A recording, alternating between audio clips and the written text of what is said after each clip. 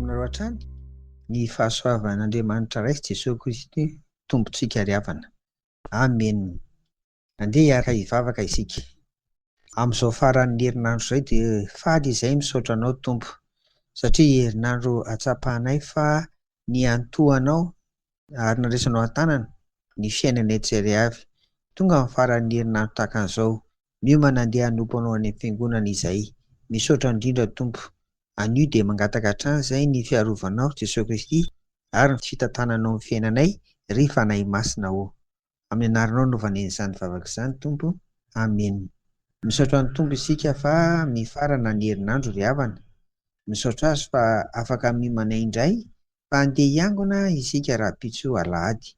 Toy ny fanao dia indro atolotra antsika indray ary ny akana ny toro-teny rahampitso mba ahafahantsika tonga dia miomana ny amin'izany.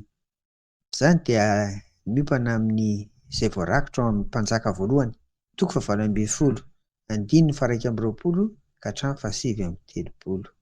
Vakiana amin'ny anaran'i Jesoa ny ampahany amin'izany. Ary raha nahita izany ny olona rehetra dia ny akohaka ka nanao hoe: Jehova, izy no Andriamanitra. Jehova, izy no Andriamanitra. Amen. Mpanjaka voalohany toko faha 20, andininy faha 730. Mbola aopantsika ao anatin'izany foana ilay lohahevitra hoe mamory vokatra ho an'ny Tompo ry havana. Amin'izao fanamboarana ny trano fiangonana ao amin'ny fiangonan-dehibe izao na ny frankofonina dia ny alahady faharoa sy ny alahady fahatelo isika dia mivavaka hariva ary any amin'ny plateau manomboka amin'ny 4 ora tolakandro. Mila mizatra an'izany zany tsika, mangataka ny fanahy masina hitari-dalana ry havana. Ny sekoly sy ny katekômena dia mialoha ny fampiompivavahana. Efa hiomanana antsika daholo koa izany. Noho izany ary dia Jesosy Kristy Tompony hitahiry antsika tsirairay avy amin'ny fahasoavana mba samy ho tratra ny rahampitso avokoa ka dia ho afaka hiaraka hiangona eny amin'ny plateauntsika manomboka amin'ny 4. Dia ho an'Andriamanitra irery ny voninahitra amin'izany rehetra izany ry havako. Amen. Andeha hivavaka ary isika. Dia misaotra anao hatrany izay Tompo ny amin'ny fitantananao ny fiangonana.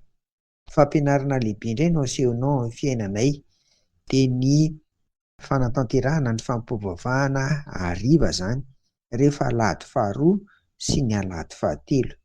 Noho izany dia ampio izay handamina amin'ny fotoananay, handamina amin'ny fiainanay indrindra ny isaky ny alahady, fa misy an'ireo fivavahana sy fivezivezenareo izany manomboka izao mandra-pahavitan'ny fiangonana eo amin'ny fiangonan-dehibe.